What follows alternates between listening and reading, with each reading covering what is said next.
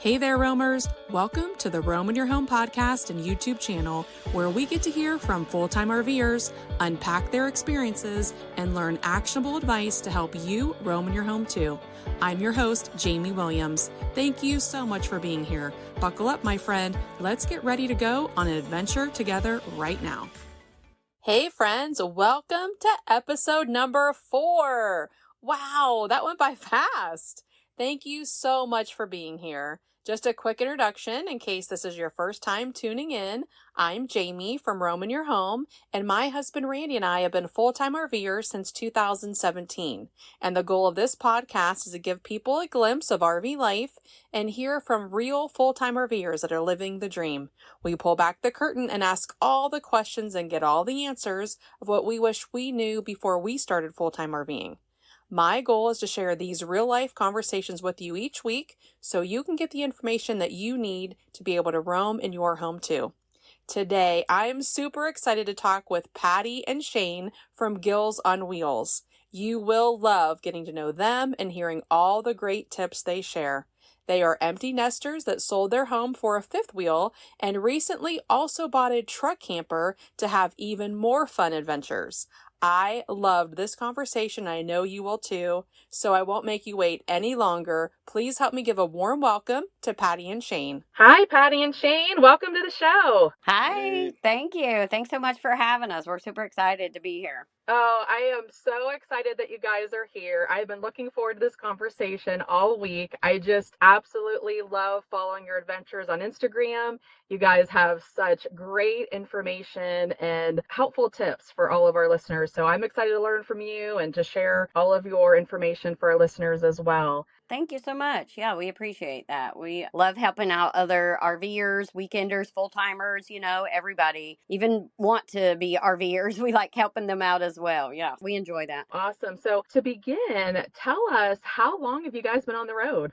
So far full time, we've been on the road for 3.5 years, full time in the fifth wheel and in our truck camper. We had talked about doing it way before COVID, and then we sold the house during COVID. We actually had to put it off because the house was supposed to go on the market, like April, I think? I think it was going to go on the market in April, and then, of course, everything shut down. But then we just decided, like, a few months later, we're like, okay, we're just going to go ahead and do it anyways. Go ahead, put it on the market, and let's do this. But yeah, we had talked about this for many years before COVID. Yeah, a lot of people kind of realize with COVID that, let's stop putting things on hold, and Right. You never know what tomorrow's going to bring, and let's do this now. Yeah, absolutely. It really pushed us to be like, okay, we're definitely doing this now. But yeah, we had actually talked about it, oh my goodness, maybe 20 years ago, I think. When we bought our very first RV, we just loved it so much. We were like, when we retire, let's live in our RV full time. And at the time when we talked about it, it was mostly, older retirees. And that's what we thought we would have to wait until we were, much older to be able to do it. That's what I love about the new RV population is no longer like the older retired people. And that's what we thought too, is like, oh, that's something that you do when you're older. Right. I think I heard a few years ago, I don't know what the latest was, but like the largest RV population now is, I heard, between 35 and 55. And it was like, oh my gosh, that's so awesome. That is very cool. That's most of our demographic is about 35 to 55 that follow us. So that makes sense. That's so cool. And I'm so glad for everyone that can actually live their dream now and not have to wait for retirement, because some people, unfortunately, don't even make it. So get out there and do it now. There's no promise of tomorrow. Right. Mm-hmm. So is it just you two in the RV then? Yes, it is just Shane and I. We are empty nesters. Our youngest, when did Kobe graduate from college? 2 years ago? 3 years ago? Right before we left, it's what we were waiting on to hit the road, was for him to graduate college. Right. So it's just us. We have 2 grown sons, and they're off on their own. Our oldest bought his first house. Our youngest is actually an RVer like us. Yeah, we are just by ourselves out here. That's so cool. And so what made you guys decide RVing? Like, was it just to get out and see more things and have more experiences, or was there anything in particular? No, just that we had both grown up doing this kind of thing, like starting in tents. I don't know that my family ever had an RV, but Patty's did. And then just throughout the military, when we were stationed stateside, we started in a tent stateside too, but that didn't last long. So we bought an RV stateside. We've been doing it for a long, long time. Yeah. Also, it's like nomad life is in our blood because with Shane being in the Air Force for so many years, we would move every couple of years to a different country, a different state, whatever it might be. And we traveled all the time. So it's always been in our blood, I guess. So we were like, okay, we're not overseas traveling anymore. We haven't even seen really the United States. So we're like, let's get an RV and see, our own backyard. I love that. Well, first of all, Shane, thank you for your service. Thank you. And I absolutely love that you guys grew up this way. So my husband Randy and we knew nothing about RVing. Our families never camped. We never traveled. And this was so new to us that we had no clue what we were doing and we didn't know if we would like it or not. And so we actually started doing travel therapy. We're both physical therapist assistants. And we decided since we don't have any children and somebody's going to pay us to travel, what are we waiting for? And instead of, packing, unpacking and living in like furnished condos, we would buy an RV and always be able to sleep in our own bed. But we had no clue. And when our families, heard that we were going to buy an RV, they were like, you guys are crazy. And we wondered too, like, are we crazy or are we going to love it? And let's just see. And we absolutely love it. So we always say, gosh, we wish we'd grown up like this because there's so many things that we missed. And that's so cool. So how many RVs have you guys had then, like from the beginning? I think counting the truck camper, 4. Yeah, not a whole lot. When Shane first retired and we moved back to the States, we weren't sure what kind of RV we wanted to buy yet, so we rented is what we would do. We would get together with his family and do lots of camping trips, and we rented several sizes of travel trailers to check it out. We also did that in North Dakota when we lived there before we bought our very first. And that's always a tip that we give. Like if anyone asks us what's your best tip to give is to rent an RV and like really camp in it and see like what fits your lifestyle and your family the best. That is such a great tip. We did not do that, and that is so great because there's so many times too that people have no clue what all is involved. They think, oh, it's just easy, you just, get in and go. Right. And they have no clue what like hookups mean and, black tank, gray tank. They have no clue what those mean. In fact, we didn't know either. We were YouTubing everything at the beginning. And so that is very, very good advice to just rent and just to try to figure it out and see if this is something that you really do want to do. So I know that you guys have your truck camper too. And what is your other RV? We have a Grand Design Solitude fifth wheel. It's 42 feet long. It's just an all-weather, all-season fifth wheel. It's got separated rooms. It's got an upstairs living room, downstairs kitchen, and an upstairs bedroom in the back. Nice. Awesome. How did you choose this fifth wheel? Did you guys go to RV shows? Did you look online or watch YouTube videos? How did you decide on this one? Well, the decision, I think she agreed, but the decision was mine. The prior year to buying it, it was at RV shows is where we went and looked in almost every RV at the show because we knew we wanted a fifth wheel. So we would go in them, and the year before, I had found this floor model that we have now, but we didn't pull the trigger and buy it. So I waited till the next year. Next year, the upgraded one was out, the 2018, so that's when we bought it right there from the show floor. Yeah, we had known for a couple of years that we really wanted a Grand Design because we knew they were built for full-time living, and that was what we were buying the fifth wheel for. Even though we weren't full-time yet, we knew that this was what we were going to live in. And so I think we had met someone at a campground that had a Solitude. Remember that we went inside their Solitude, and Shane was like, okay, I really like this. I think another one of our friends had a Grand Design, and so everybody always talked about how great they were. So we knew we wanted that, and then Shane saw the floor plan of our fifth wheel at the RV show is where we saw it, and that's where we purchased it. The next year we waited, which we never do. We're normally one of those that like pulls the trigger and then regrets it later, but we did wait a year. Oh, that's so cool. So you actually bought at the RV show then? Yes. Mm-hmm. Yeah, we did. And did you find that at the RV show you got a really good discount? Yeah, we did actually, because we had been researching them, and if you go to dealerships and they've got the price on there, we got this one for a little over $20,000 cheaper than what it would have been at the RV dealer. Yeah. That's exactly what we found. Our first one was a 40-foot fifth wheel, and we just happened to go look at it in an RV show only because we drove to the dealer to look at it, and they were like, oh, it's not here, it's at the RV show down the road, which we didn't even know was happening. And when we drove to it, it was like, wow, this price is way better than what they were advertising. So we learned quickly that, yeah, if you want to buy an RV show, they're really doing some good discounts there. Yeah, absolutely. And I would suggest, like, if you could find like a local one near you. I mean, I'm sure people still buy them at like the big Tampa show and Hershey show and stuff. But to me, I feel like it's just better at like a little smaller RV show. I feel like. Yeah, normally you don't take the one that they're showing you off the floor. We had to go pick ours up at a dealership. Yeah. We bought it from them, and then we picked up the same model and everything brand new without a bunch of people in and out of. Right. We picked it up at the dealership. Yes, that's exactly what happened to us. And that's a great tip, Patty, too, is to try to find a smaller one. And like I said, that's what we did. Our RV show was like in a mall parking lot for us to see. And it was like such a great experience because we've been to the Tampa show several times and that's awesome. But I don't think we would have gotten the service that we, had at the little mall parking lot RV show that we would have had at,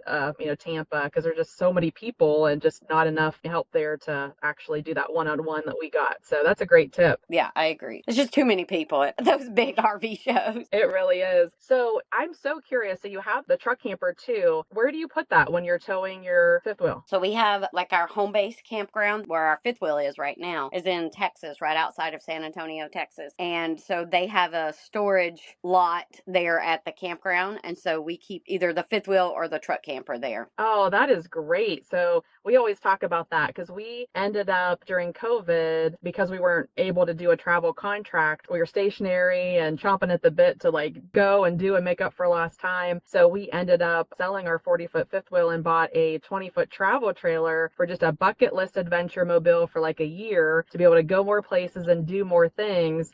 And it's been now 2 years and we're like RV shopping every single day because we're over being in something so little, like all the time. But we also think about, gosh, we would love to keep it too, because we are able to go so many more places than we could in the big 40-foot fifth wheel. So I love that you have like the option, and that's a great idea to have, a small thing and then the bigger one, and you can just kind of choose wherever you're going. I love that. Right. Yeah. So with our fifth wheel, it's mostly stationary in Texas. We're work campers. If we were to like, okay, I really want to go work camp in Michigan next summer or something, we would definitely want to take our fifth wheel with us. Our truck camper is more for like, we're doing longer trips, but we're just not staying in one place very long. So we're moving a lot more than we would in the fifth wheel. Oh, it makes it so much easier when you're just all ready to go. I love that. I love that you have the option of whatever you want, you can have. That's so cool. So where do you spend most of your time then? Do you think you're most of your time in your truck camper then? Right now, yeah, definitely more in the truck camper. This year, we're pretty much 2024, we are almost full time in our truck camper for the entire year. There's like a month or two where we'll be back at our fifth wheel. But yeah, it's mostly full time. We're headed to Alaska this summer. So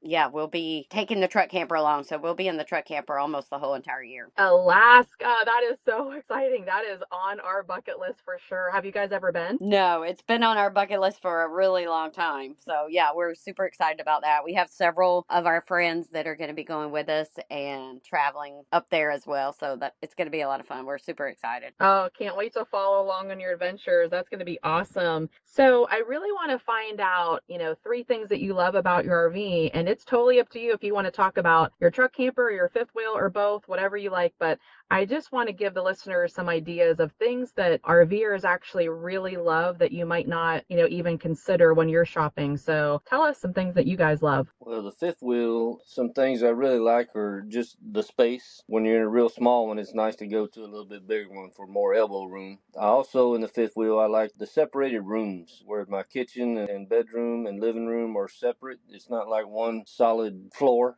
And then to me, the other thing I like on the fifth wheel versus like a travel trailer or something, it's easier to tow for me. Yeah, that's true. So for the truck camper, the 3 things that we really love about the truck camper is we can move more often and we can kind of go anywhere. Like you were saying earlier, like we're able to stay in national parks, which we couldn't do a lot of times before. With the fifth wheel, we like being able to do that. We can go off grid because we have solar. So we have solar on here. We didn't have that on the fifth wheel. And then we could just, park anywhere with the truck camper. We can a regular parking spot at a grocery store or whatever, which is super nice. And then I think another thing I really like about it is because it's a small space, I think it kind of pushes us to be more outside. In our fifth wheel, like we could, you can live in there and never even go outside and be perfectly fine, which we do still get outside with it. But I think with the truck camper, it really pushes us to get out and explore more and get out and hike and, yeah, just enjoy the outdoors a lot more. I love it. Because, like, the truck camper is more your vehicle to your adventure instead of like the fifth wheel is like your home in adventure. But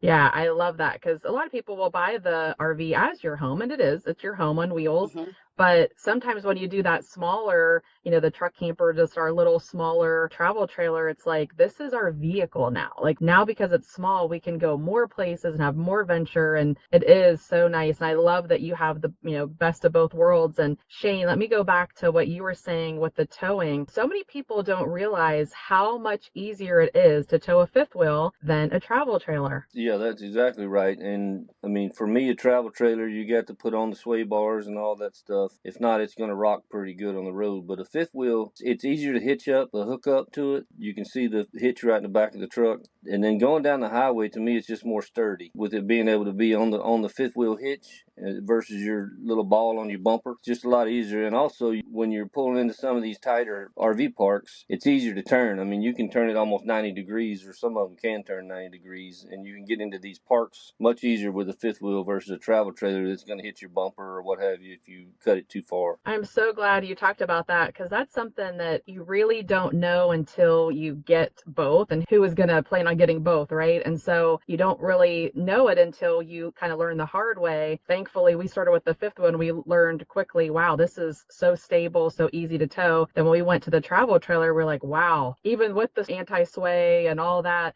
it's so different. And we're thankful we didn't start out that way, or we would have thought like all RVs are like this. And so we were glad to know the difference because that's something that a lot of people don't talk about. So I'm glad you mentioned it. That's so good. Well, now that you have talked about the three things that you love about both of the fifth wheel and the truck camper, what are some things that you guys don't love? So for me, I'll do the truck camper again. Probably like the small space, like it can get, even though it's big and we have a slide, there's plenty of room for us, but there's still times where it's like the other day, it was raining all day long. So we were kind of stuck in the truck camper. So then it's like, okay, it starts to get like close in on you a little bit. And then the truck camper model that we've got is a wet bath, which works great. And we don't really have any issues with it, but it would be nice to have a dry bath. That would be better and easier. You don't have to dry it out every time. Like you have to dry it out to be able to use the restroom or go back in and do your hair, makeup, whatever it is that you're doing. Gosh, I don't know if there's a third thing that I don't like about the truck camper. Maybe. I'm not sure if there's three things that I dislike. That's so good that you really like a lot of stuff. And I'm sure you guys heard of that 80-20 rule where you're going to get 80% of what you like and 20% of what you don't like. And sounds like you like 95% of everything. And I love the point of the wet bath because I knew you had to dry it out, but I didn't really think about that. You really have to dry it out to go back in and do your hair and makeup and go to the bathroom. And, it's not like so hard, but it is kind of a pain. I can see that. So that's a good point. Yeah, that's the only thing. Like nobody wants to go back in and sit on the wet toilet. Like that's not right. Not fun. Well, tell me something, Shane, about the fifth wheel that you wish that you could change. One more thing about the truck camper for me is having to put it on the truck because that's true. You have about maybe an inch on either side to get it in the bed the right way. So when we take it off, that sometimes can aggravate. And I've done it a couple of times in one shot, and sometimes it's taking me like 25. Yep. So it depends. I mean, you may be at it for 10 minutes, you may be at it for 45 minutes. That's one thing I really don't care about. But once it's on there, it's great. As far as the fifth wheel, first thing would be you're limited to the parks you can go to. There's a bunch of them out there that are really, really nice parks, but they only fit a 32 foot or they only fit with one slide or something like that. So you're limited into these parks that are much larger, and being bigger means they're more expensive. Then another thing is the fuel mileage difference. Pulling the fifth wheel, that thing gathers so much headwind that I get like 8.5 miles a gallon, and that adds up over if you're going to Montana or what have you. But just around close, it's not too bad. And then the third thing that I would say would be the maintenance. There's a lot of maintenance on the fifth wheel over time. There's a lot of different places stuff can go wrong, whereas the truck camper is kind of compact and you can see everything all at the same time. And just makes it easier for the maintenance stuff in the truck camper. Those are all really, really good things for people to consider. You're right. Yeah, the miles per gallon, I don't think we've ever gotten more than 8.5 when we're towing the big rig. And even with the smaller truck, smaller RV, it's the same thing. It's like, oh, so that's good to know that you get a lot better gas mileage with the truck camper too. And I never even thought about taking it off and putting it back on, how difficult that could be. You have to get it right or you're going to be working at it for a while. So good points with that. And then since you guys have really had a lot of experience with RVing, I want to find out, I'm so curious, like what are some things that you love with your, RV accessories? I'm sure they're different probably for the fifth wheel and then the truck camper, but what are some things like that you would say, oh, we have to have this if we were to change RVs, we're definitely bringing this, or you would recommend somebody else get if they're just newly starting out? Yeah, so many great things and things that are like for us like kind of must haves. First would be a like to protect your stuff is a surge protector. Like that's a number one must have for us, and we think any RVer like you should have a surge protector that you plug your 50 amp or 30 amp into before you plug it into the pedestal at a campground. You just never know. Like we've been to some campgrounds and I'm like, oh, I don't even know if I feel comfortable like plugging in the surge protector. So it's like that's very top of our list. For me, it more comes down to safety. We have RV lock, and the RV lock allows you to, you don't have to carry your keys around. You got to have a keypad, a digital code. There's key fobs that go to it, so if it's raining or what have you, you can unlock and lock it from inside your vehicle. It's just a great sense of security, I guess. Mm-hmm. Yeah, because I don't know if a lot of people know, like a lot of RV locks can be unlocked with like everyone's key, like they're kind of what do they call them? But not RV locks. Just no. I'm saying like the door. Yeah, whatever comes on your RV, your normal door. A lot of times, people's keys at a campground would fit into yours. Like they don't make them all separate. So that's why we like RV lock, because then we feel safer knowing for sure that no one can get into our RV with their RV lock, RV key. Sorry. Yeah, that is such a good point because nobody knows that, and RV dealers are not telling you that. So yeah, we learned that pretty quickly, but that is like crazy when we first heard that. We're like, how could that even be legal?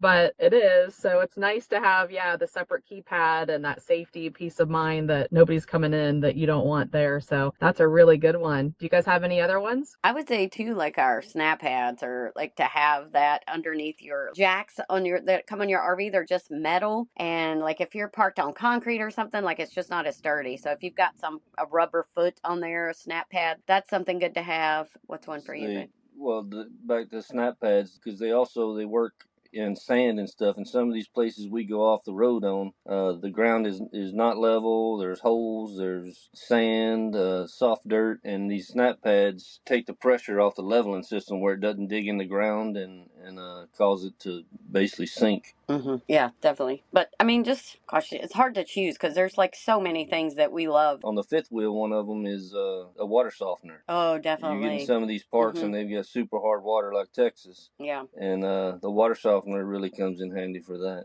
Or a filter as well. Water filter also, because yeah, that's a big one, because I mean, like we drink a lot of water, I'm sure most people do, and you want to make sure you just don't know what's coming in from a campground or anywhere. Like if we're boondocking, we may fill up at a gas station, but we don't really know how great that water is. It'll say potable, however you say it, but you just don't really know. So it's nice to have some kind of filter, to filter your water, especially for your drinking water. Yeah, we agree. We have a filter on the outside and then a filter on the inside. When we had our fifth wheel, we had another filter on our refrigerator. So it was like, yeah, you can't filter too much, but those are really, really good things to have our listeners keep in mind when they're, shopping for their RV. So that's good. I don't know if you guys, since you've been doing this for a while, if you were, a little bit concerned about traveling full time in your RV, if you were thinking like things would be a lot more difficult than they are. Is there anything that you were surprised that it's way easier than you thought it would be? Yes. Boondocking. Oh, yeah.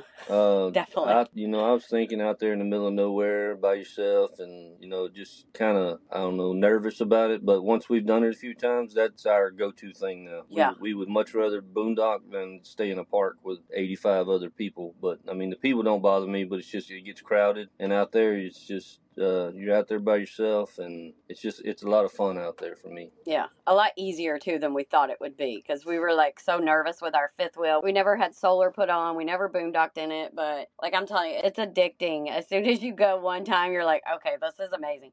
It's even more fun with your friends around and stuff. We just did it with a bunch of friends, and that was even more fun. But yeah, we just kind of like being out there by ourselves. And if you like that kind of stuff, definitely look into boondocking. Don't be afraid, at least give it a try. But then another thing that I think that really surprised us was because we had heard like so many people talking about, oh my gosh, like because we started in 2020 and, during COVID and everything, people are like, oh, we can't find campgrounds. We can't ever find a place to camp. And we've never had an issue. Like if we can't find a campground that has a spot for us or whatever, then we just call another one. And there's always going to be somewhere around. Like we've never had that issue. I mean, I'm sure people do sometimes, I guess, depending on where you are. Like I know Florida in the winter gets pretty crazy, but we still know tons of people that are able to get around and camp in Florida as well. I love that. That's so true. We heard that too during COVID, and we were already RVers. We're like, oh no, is this really going to put a damper on where we could travel? It looks like there's nowhere, it's available anymore. And I think that was a big scare tactic or something, because we've never had an issue with anything. Right. And then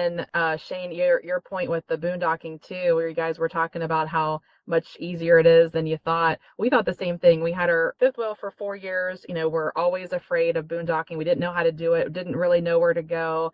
And then we bought the little one so that we can learn how to do it and be able to go more places. So we did 10 weeks in Colorado. We only boondocked for it was like a week and a half because we found a really, really nice RV resort that we just got spoiled. But we were so surprised to find out that, okay, I really thought I would be scared every night. Like, can I really sleep like this with nobody around? And it was so surprising. Immediately we felt super secure and peaceful and kind of kicking ourselves that we didn't try it earlier. Yeah, same. Also, Colorado, oh my goodness, had some beautiful boondocking spots when we went through last summer. It was wow. Yes, that is our new favorite place for sure. And another thing with it is when you're boondocking, to me it's better scenery than being in a campground. Like if you're in a campground and you're maybe in Colorado, you may not get to see like the mountainside and stuff. Whereas you're boondocking, you can just almost basically park right up next to the mountain or whatever might be the attraction. That's so true. When you're in an RV park, you really have to drive to the scenery. And when you're boondocking, you can open your door and just enjoy it in your backyard. We boondocked at the bottom of a beautiful mountain, and it was like every day. Can you believe we're looking at this? Like we're eating our dinner, looking at this. Like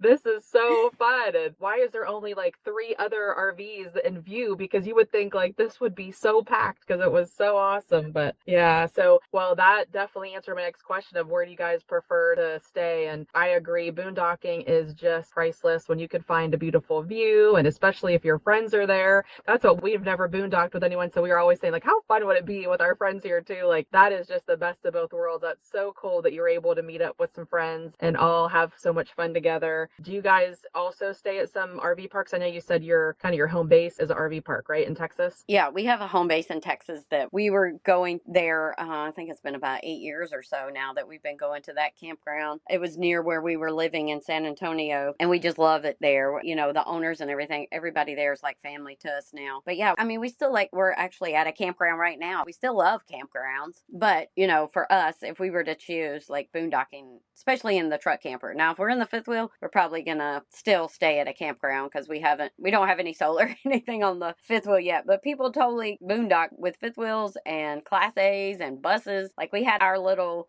we were just at Quartzsite and where all of us were boondocking. Like there was one of each RV out there. Like all of us had a different RV and everybody had their own way to, get solar and power to themselves. It's nice every once in a while because like we pulled off the road. We've been here for a couple days. In this truck camper, our tanks are so small. So we like every once in a while, get a long hot shower, be able to do the laundry, catch up on the cleaning or what have you, grocery shop, everything like that. And then we'll be back on the road here tomorrow. That does make it so nice. We agree. There's nothing like the view of boondocking, but there's also nothing like full hookups. Right. And just like no worries about, water or conserving. You can, take longer showers. And yeah, it is. It's nice to have the opportunity to camp anywhere because then you really appreciate each one, for what it is, like the views or the conveniences or everything. I love that we have as RVers so many different options, like with Harvest hosts and boondockers welcome, and just state parks and different things. And depending on your size rig, you really have, a pick of everything if you want. So I love that. Yeah, I think that's probably like the best part of RVing is maybe you do want to go boondock, but then you want to go to a campground, or you might want to go to a state park or national park or whatever it might be. So you really have a choice to, make whatever you want your backyard. And if RV resorts are your thing, and you love all the amenities and that's what you want, that's great. Like everybody has their own wants and needs, and they'll change. Like ours has changed since we started. We started out, we were just traveling in the fifth wheel and just doing campgrounds and work camping, and then, going from one work camp job to the next. And then we were like, you know what, we really want to travel more and see more things. So that's why we changed and got the truck camper, and then now we do it different. And that's the great thing about RV life is you can. And there's another great thing about it, what I think anyways, is we travel. We're from Texas, and then we travel up through, like y'all were talking about, Colorado, Utah, all that, up to Montana, Yellowstone. And every time we would turn a corner, Patty would be like, oh my gosh, look at that. and then roll off a whole film full of pictures, and then we turn the next corner, and then she'd be like, oh my God, can you believe that? Look at that. And that's cool to me.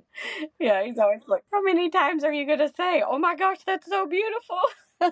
It's funny, when we first started out, so we were in Daytona Beach, Florida, and we took our first travel therapy contract was in San Francisco, California. So we were literally East Coast to West Coast. We're from Ohio, but we've never been anywhere besides, the states in between Ohio and Florida. So we've never been west of like Indiana. And so when we were going through, it was like, this is our new favorite place. And then like the next day, this is our new favorite place. And I didn't realize how many times I was posting that. My friends were like, okay, what is your favorite? I'm like, oh, I didn't even realize I was saying that, because it was like, oh my gosh, every place is my new favorite place. And it is hard.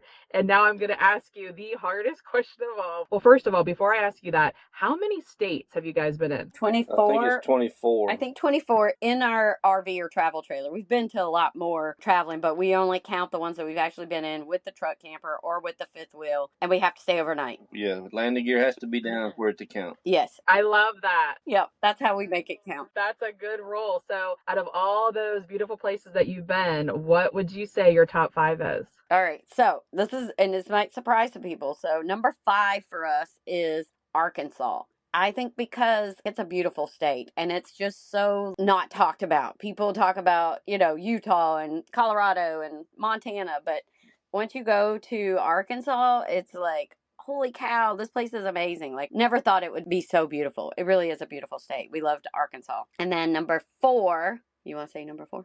Yeah, 4 for us would be probably Colorado, just for the different hikes, the different scenery, and I'm a big road guy, so actually their roads were not too bad compared to some other places. Right. That's a big deal for me. Yeah.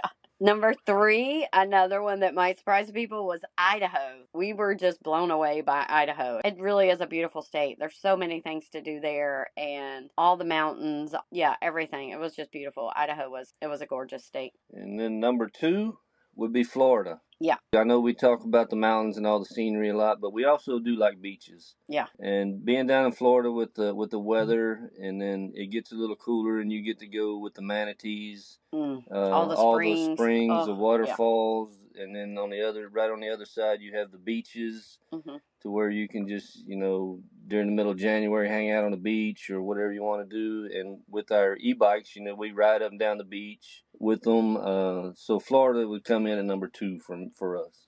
And then number 1, which is probably a lot of people's number 1, I would imagine, is Utah. Because, first of all, there's like the 5 national parks that are there, and we're like national park junkies now. We're trying to hit every national park that we can with our truck camper, because we never really did it a whole lot with the fifth wheel. You just can't camp inside there. Even if we don't camp in there, I don't know why, we just were not really hitting them. But now with the truck camper, that's like our big goal. And to have those 5, it's just a beautiful state. We loved it. All the rocks and the hiking and the views. I mean, it was just, Utah is amazing. So if you tune back in probably within the next year, that don't discount all the places we haven't been. There may that's be true. some Yeah. better places up there. We haven't been up like the northeast coast. Yeah, we haven't been anywhere northeast. That's So true. that list is subject to change, but that's Definitely. it for right now. I love that you said that. It's so true. Like your list keeps growing as we like check off our bucket list. It doesn't get shorter, it gets longer as we like see more pictures and, hear of more people's travels. In fact, Utah is number one on our list. We've never been there. And so we are so excited to go. That's like our next planned trip is to see the Mighty Five national parks in Utah. We want to spend at least, a couple months there. And Arkansas, definitely. That so surprises me when I see people post about Arkansas. It's like, wow, I didn't know. And a lot of people also have been talking about Idaho. We've never been there too. And it's like, wow, all of these beautiful places to see. And you are right though, in Florida, we were there for 20 years. It is hard to beat Florida, especially in the winter.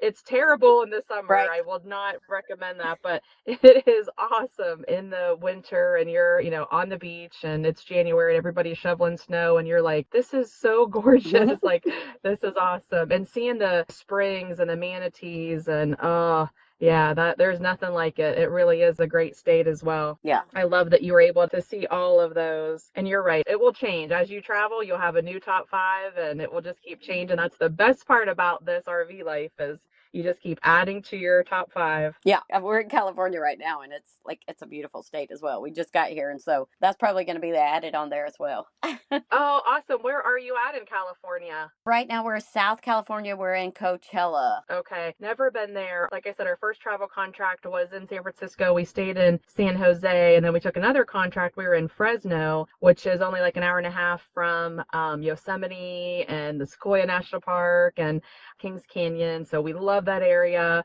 If you are within driving distance of Big Sur, I highly recommend that. That view was incredible. It was honestly one of the best views we have ever seen. So Big Sur is like 72 miles approximately along the coast. And every time you see it, or every time like I see pictures, it looks like Ireland or like another country. And oh, it is so gorgeous with the big cliffs and the rocks in the water. It's so cool if you get a chance to see that while you're there. If not, make another trip. That's the best part, is add things to your list. Exactly. Yeah. Thank you. I'm adding that to the list now. Oh, good. I hope you get to go. And then I know when we first started, and it's probably different for you guys because you're used to RVing, but, all we knew is, just kind of recent stuff. And we were always a little bit leery about RVing, if we were going to be safe, if we were going to be scared about anything. And we talked about boondocking, but have you ever been in an RV park or had any experience where you weren't safe, like in your RV? No, we've never had any issues. We have always felt safe, even though recently our e-bikes were stolen off the back of our truck camper, off the back of the truck, while we were staying overnight at a Cracker Barrel of all places. Like we've been out in boondocking, like in the middle of nowhere, never had any issues. At a campground, never had any issues. But yeah, it was at a Cracker Barrel. Not Cracker Barrel's fault, obviously, but but we've always felt very safe. Like people even ask us that sometimes, like, do you feel safe out boondocking all by yourself? And I mean, I'm not all by myself, I'm with Shane, obviously, but still, and I'm a big old scaredy cat.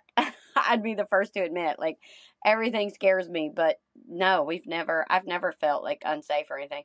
I think I'm more afraid of animals. Like if if it's dark out and I want to go outside to grab something or anything like that, I'm more scared of like a coyote or something coming up.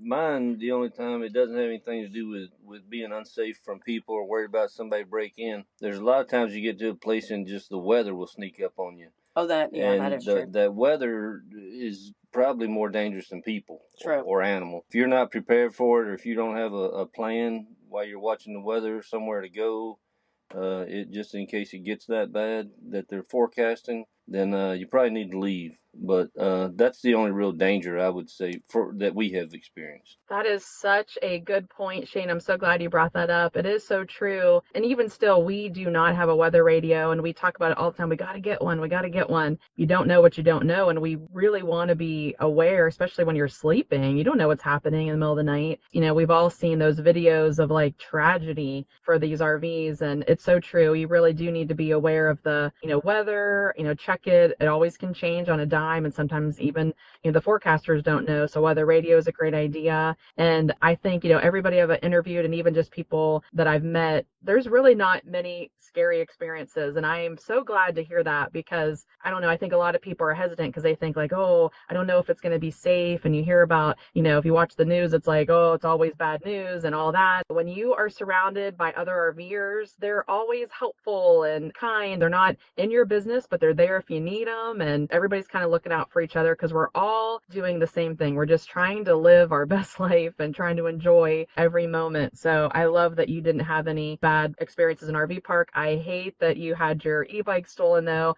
I remember seeing that post and it was like, oh no, because we stay at Cracker Barrels as well. And it's nothing, like you said, nothing about Cracker Barrel. Who knows, they were going to do something to somebody and unfortunately you were the easiest target and it's sad because that could happen to anybody. But yeah, I hate that. So did you guys lock your e-bikes up and everything? They just cut it or what happened? We just had a cable and a master lock that was on there. And I think that when the cops came, I think that there's like a thing going on around there in the town because they had just busted like a house the day before with like 5 or 6 stolen e-bikes. So they had the tools and they just cut it off like scissors, like it was an easy little cut for them.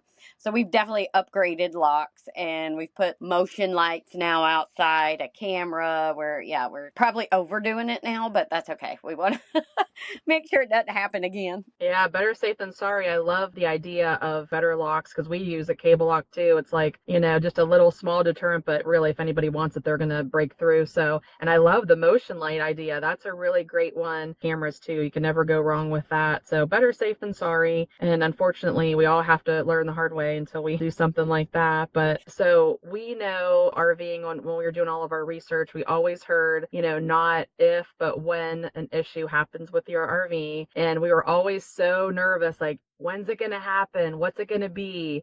Are we going to be able to handle it? And has there been any experiences with traveling in your RV that you've had some issues with? Yeah, my worst issue, other than just the little pity stuff, is in the fifth wheel. I had a water leak from the shower that was coming down inside 2 walls. It was coming out of the shower head in between the kitchen and the where the bathroom is. You just couldn't find it. The floor would be wet, and I clean it up, and you're turning on all the faucets, you can't find anything. But it was leaking out of a valve that's in between a little cutout in between 2 walls, and I finally found it. Yeah, water is always your worst enemy in any RV, of course. So yeah, that's probably been our biggest. We had like a tire blowout and it like ripped the whole, this was our old fifth wheel that we had.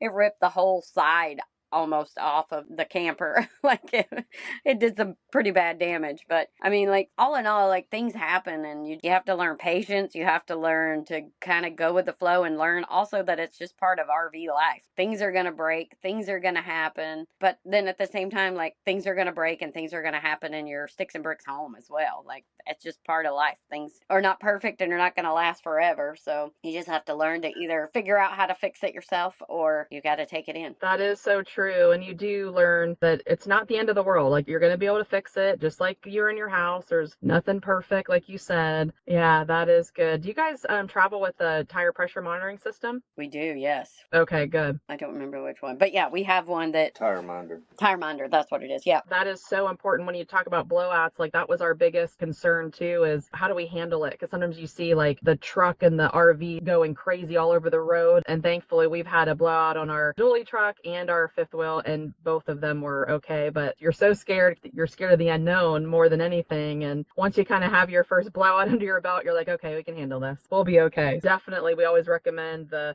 tire pressure monitoring system because you just never know, and that could really alert you if there's something going wrong, before it happens. So add that one to our list of must-haves. If I can jump back just a little bit, that's another good thing about the truck campers. It don't have tires, so all I'm worried about is my truck tires. Well, that's true. Not the other 4 tires in the back. It makes it a little bit more easier to drive without having to worry about all that stuff. That's true, and a big savings of not having to replace tires all the time. So that is true. That's a really good point I didn't think about. Yeah, you don't have to worry about towing anything. You just have it on your truck. That is another good thing to think about when you're shopping for your RV. And it sounds like you guys get along so good, so you probably don't have any issues, but is there any tips that you guys do to like keep your sanity? I definitely would say, like, you have to have your own space to get away. Like, if we're in the fifth wheel, I might be in the bedroom, like, watching a show or whatever while Shane's out watching football or something. I don't know. Not, just anything to have your own space, your own time away from each other. Shane does like to sit outside a lot, especially if I'm working or something. He's outside. He's like an outside person